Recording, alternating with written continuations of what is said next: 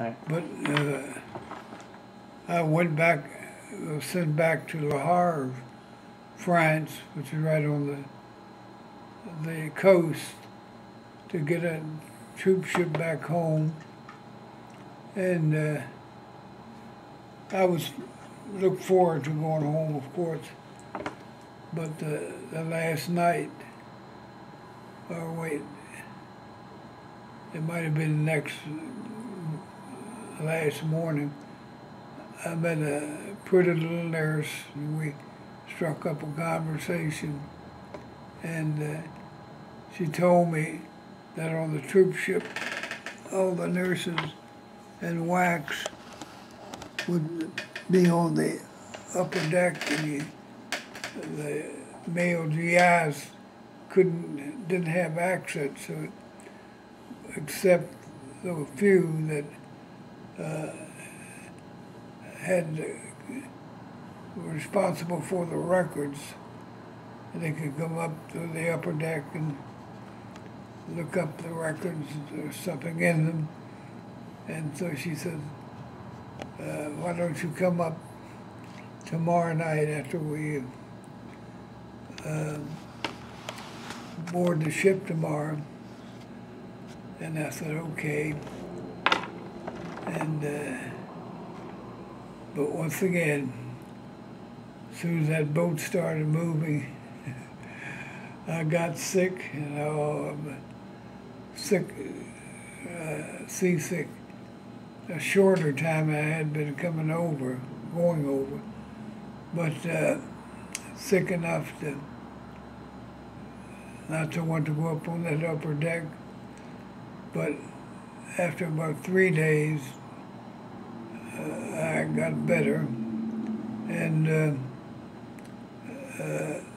it wasn't as severe as it was going over.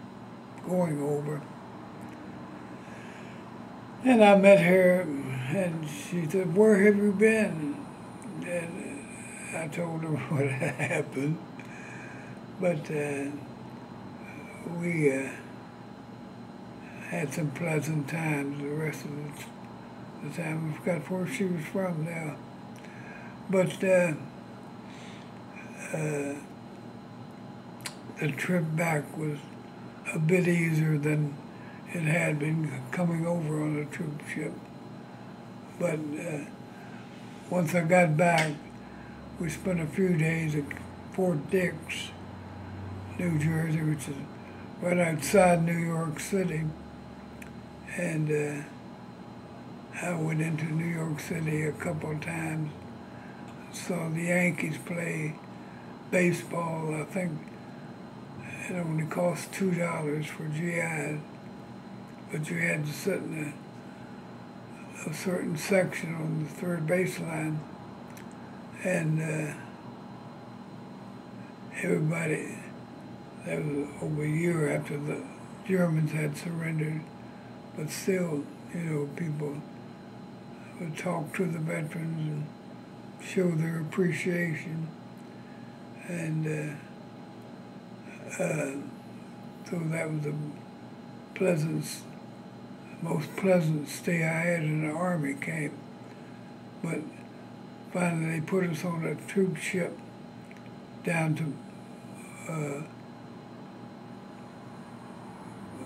Fort Meade, Maryland, which is between Washington, D.C. and Baltimore.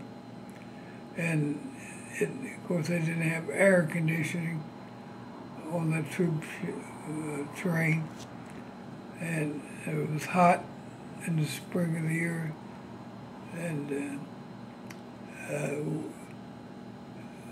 after about 15 minutes, we rolled the windows down, and we got all that cold rust and cinders on us, and we all were messes when by the time we got to Fort Meade, which is right between Baltimore and Washington, D.C. But I got off, and I took a few steps, and then I saw my dad. He had found out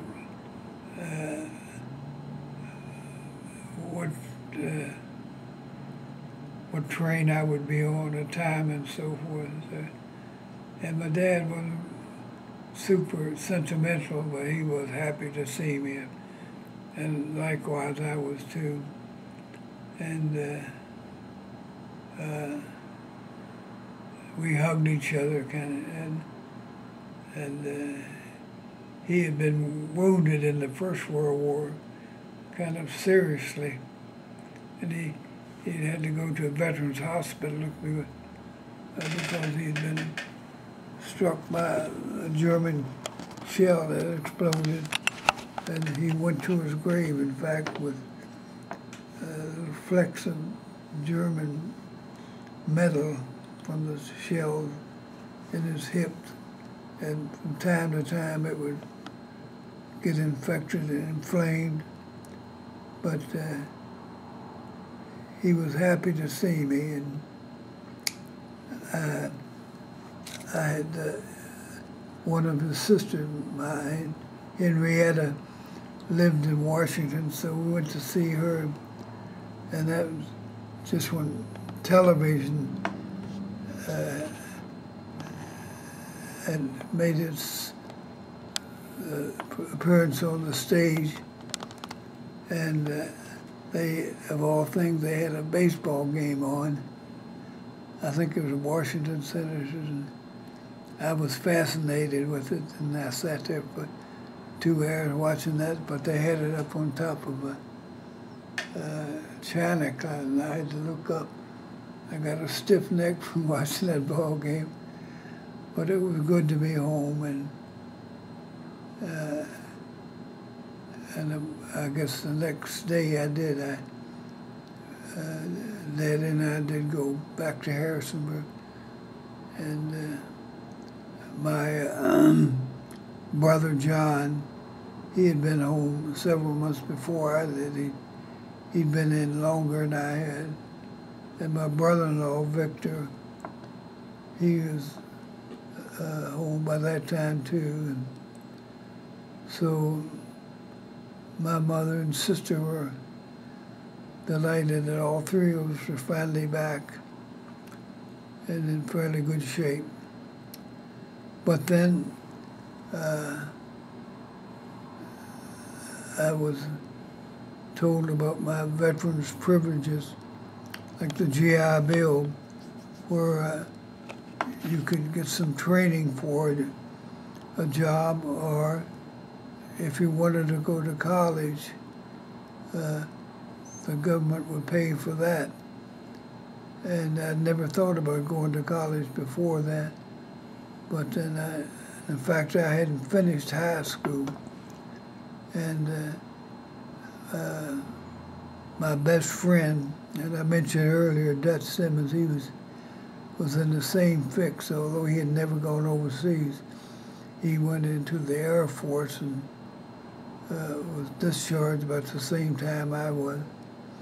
So we both went back to high school, and then entered college, Madison College, which is in my hometown, about 5 blocks from our home. And for 4 years, that was my main occupation, going to college, Madison College. And I guess there's about 40 male veterans in the program, went there on the GI Bill, and I guess a couple thousand young women, so that wasn't too hard to take. And in 1951, I graduated from James Madison.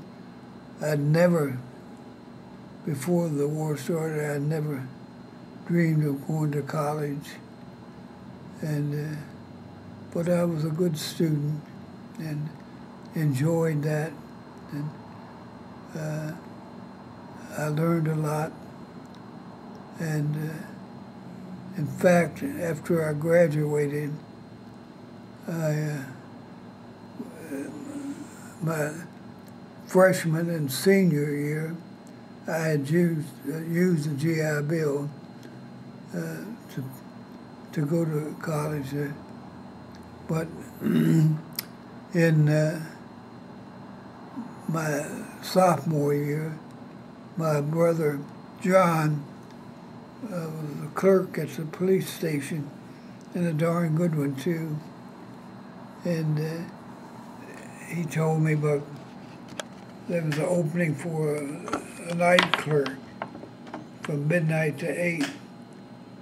So I went to work for the police department for 2 years, and I learned a lot there, that's for sure. But I learned a lot at college too. But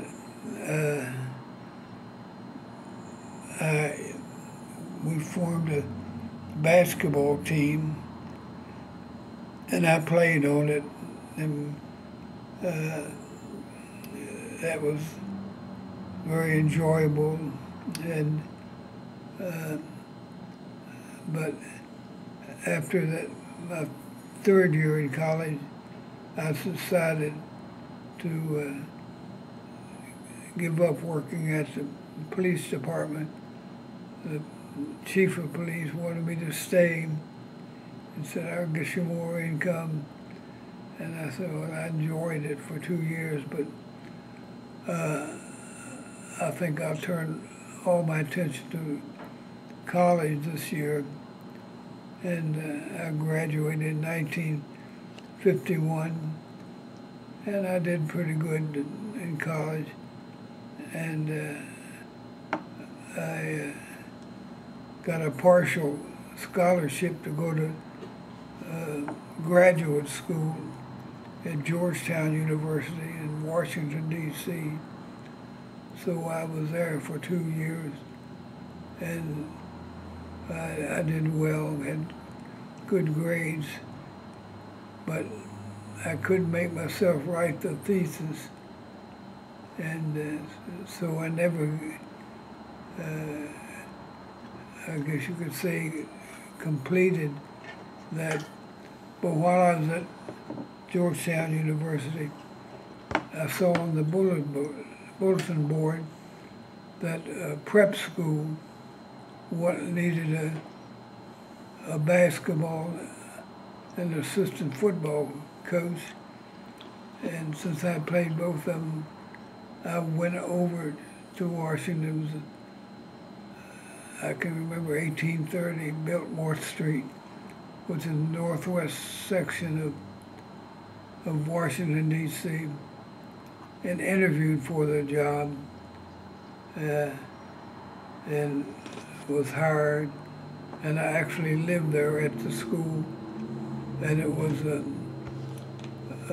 most of the students had come there. They were athletes, darn good athletes, and they